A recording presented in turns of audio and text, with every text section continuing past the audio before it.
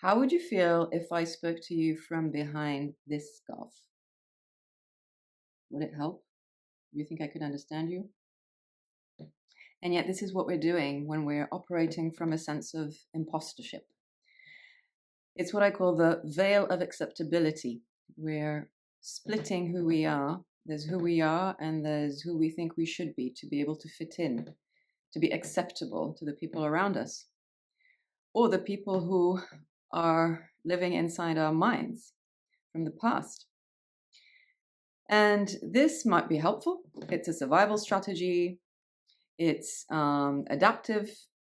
It can help us fit in better. But it also reinforces a sense that who we are is not enough, and it can dilute our leadership, our influence, our communication. I don't think imposter feelings are a problem. I think that they're a signal that maybe change is needed, and they're calling us to examine what's behind the veil of acceptability. Often clients find that once they start looking through that veil, they find a set of voices. People who they know now or people from the past. And that can lead them into a different perspective, a different way of being and leading. A few months ago, I was invited to offer a session on imposter syndrome for a UCL leadership program. And as the 90 minutes approached to end it and I was preparing to wrap up, the professor who organized it said we could keep going. And 3 hours later, we were still going strong, and the professor had to step in to stop the questions. Was it the information that I shared that was so amazing? The research on imposter syndrome, the techniques, the strategy, the psychology behind it?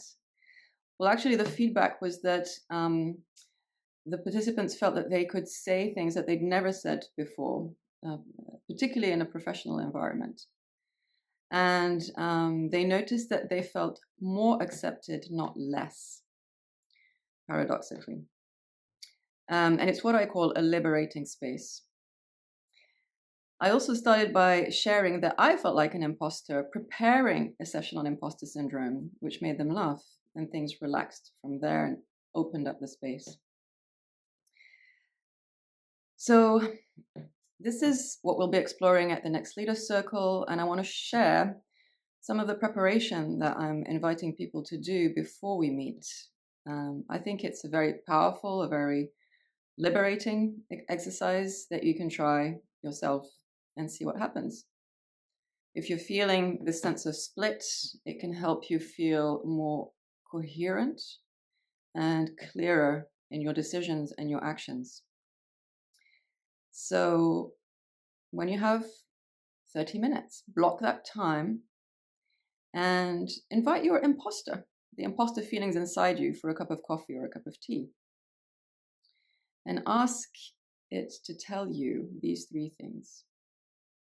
1, who is it trying to answer to or live up to? Which voices from the past or the present, perhaps an old teacher, a boss, a parent? 2, what do these voices or people want and why? And 3, which of these voices need to be now dialed up, dialed down, or dismissed?